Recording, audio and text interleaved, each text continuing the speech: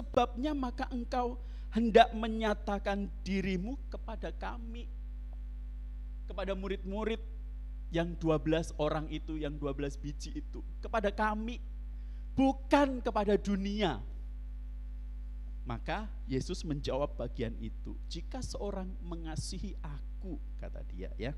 Nah, maksudnya adalah begini, mengapa ada perbedaan antara murid-murid dan dunia? Ini perlu untuk kita pahami supaya kita bisa mengerti konteks yang akan saya bahas hari ini ya. Kenapa ada perbedaan antara murid-murid dan dunia? Tadi kan saya katakan berkaitan dengan konteks ketaatan tadi itu, ya kan? Ketidaktaatan itu mempengaruhi seluruh bagian dari dunia ini termasuk kita. Dunia. Ketaatan itu diberikan hanya oleh Allah. Dan ketaatan itu diberikan dalam konteks ke-12 murid yang mendengarkan dan bukan kepada dunia. Ya. Artinya apa Bapak Ibu? Artinya begini, sesungguhnya konteks ketaatan yang diberikan Yesus kepada para murid itu ingin menunjukkan konteks ketaatan yang diberikan kepada gereja Bapak Ibu. Jadi sifatnya bukan personal, tetapi komunal, sebuah gereja yang dituntut untuk melakukan sebuah konteks ketaatan di dalam hukum kasih. Maka ayat 23 memuat pemberitahuan bahwa Yesus dan Bapaknya akan tinggal bersama-sama dengan orang yang menuruti firman Yesus dan mendapat perkenanan yang maha kuasa. Jadi konteks ketaatan ini hanya diberikan kepada mereka yang melakukan perintah yang diberikan oleh Allah. Di ayat yang ke-23 dicatat secara positif di situ, jika seorang mengasihi aku, ia akan menuruti firman-Ku. Tetapi di bagian ayat yang ke-24 dicatat secara negatif, ya. Barang siapa tidak mengasihi aku, ia tidak menuruti firman-Ku. Pertanyaan penting untuk kita jawab, ya. Sebenarnya apa yang dimaksud dengan firman dalam ayat 23 dan 24 itu yang dituliskan oleh Yohanes?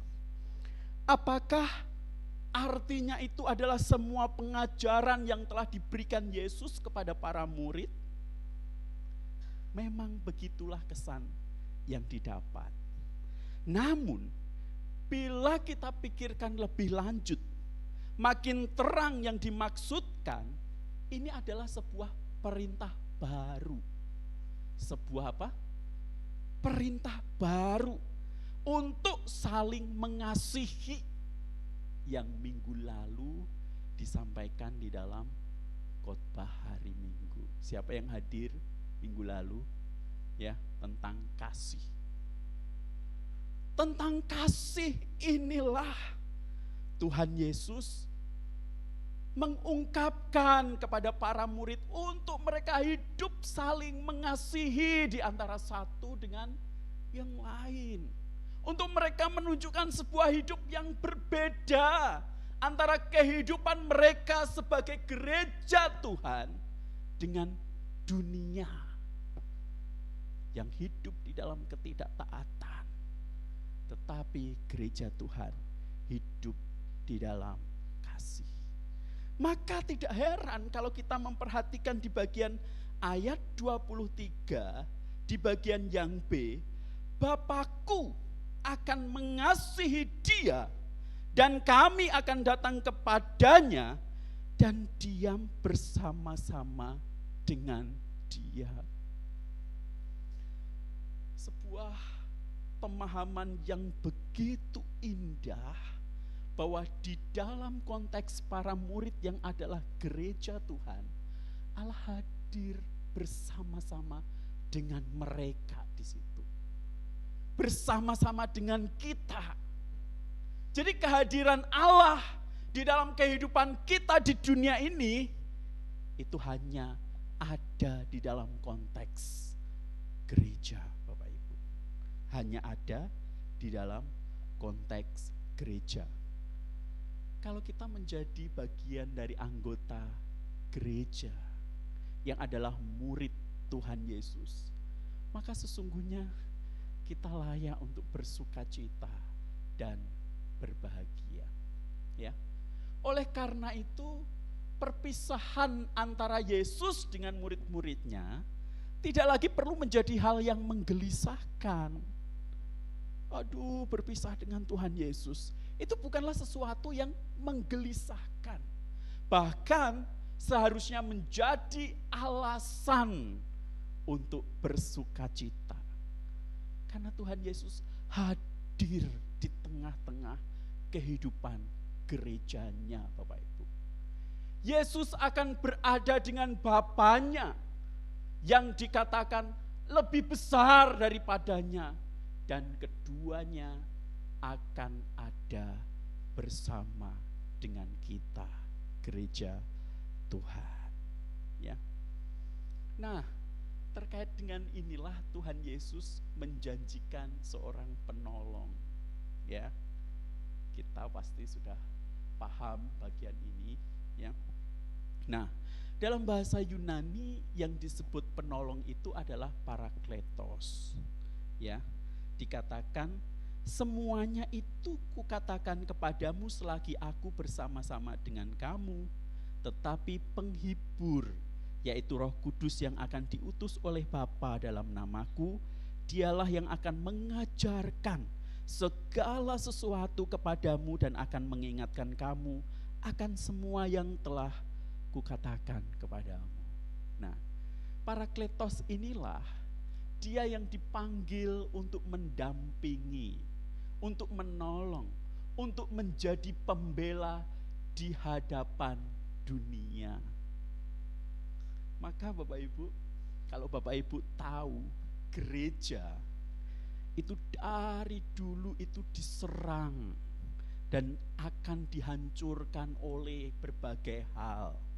Tetapi justru sampai hari ini kekristenan menjadi agama terbesar di dunia. Ya. Itu bukan karena usaha dari manusia-manusianya, orang-orang Kristennya, tetapi karena Allah Roh Kudus sendiri yang mendampingi gereja itu, yang menyertai gereja itu, yang memberkati gereja itu. Penolong ini kekuatan yang makin hadir di tengah-tengah kelompok orang yang percaya kepada kabar Yesus. Jadi bersyukurlah kita dan sadarlah kalau di tengah-tengah kita ada penolong, ya, yang selalu hadir menyertai kehidupan kita. Bahkan di dalam segala keterbatasan pelayanan yang kita lakukan sekalipun, Ia hadir untuk menyertai dan menopang kehidupan kita, Bapak Ibu. Ia selalu dan tidak henti-hentinya menyertai kehidupan kita. Penolong itu memperhatikan gerak-gerik kita tanpa selalu kita sadari. Dan bila mendapati kita sedang butuh bantuan, Ia akan datang sebelum kita sempat memanggilnya. Ia sudah terlebih dahulu disambut oleh Dia, yaitu Tuhan Yesus, yang perkataannya kita turuti, yaitu kasih itu tadi. Nah, kehadiran penolong itu ada bersama dengan murid-murid di tengah-tengah kita. Tidak dikatakan di dalam diri masing-masing mereka, meskipun tentunya akibatnya akan demikian. Kehadirannya bukan monopoli orang yang lebih murah hati, yang lebih mampu berbuat baik, yang lebih spiritual dari yang lain. Bukan inilah yang hendak dikatakan. Penolong hadir di tengah-tengah umat, ada bersama, Ia menghidupkan sekelompok orang. Maka gereja-gereja Tuhan akan terus berkembang. Meskipun kita mendapati di daerah barat gereja-gereja Tuhan mulai tutup, tetapi kita tahu Tuhan selalu membangkitkan gereja-gerejanya untuk semakin berkembang dan berkembang, Bapak Ibu. Nah, ini yang perlu kita pahami baik-baik di dalam kehidupan kita. Bapak Ibu Saudara yang terkasih, bukankah Tuhan Yesus sendiri telah menunjukkan sebuah ketaatan yang tidak ternilai itu. Bahkan ia harus mati di atas kayu salib untuk menunjukkan sebuah kasih yang begitu besar yang harus dinyatakan kepada semua manusia. Dan ketaatan inilah yang menjadi fondasi gereja Tuhan menghidupi arti ketaatan di dalam kasih kepada Tuhan. Bapak Ibu, saya akan menceritakan kisah tentang seorang sahabat yang bercerita kepada saya bahwa selama bertahun-tahun yaitu mencari kedamaian, ya, gelisah, khawatir, takut, ya. Dia ingin mendapatkan sebuah kepuasan hati. Siapa yang tidak menginginkan sebuah kepuasan hati?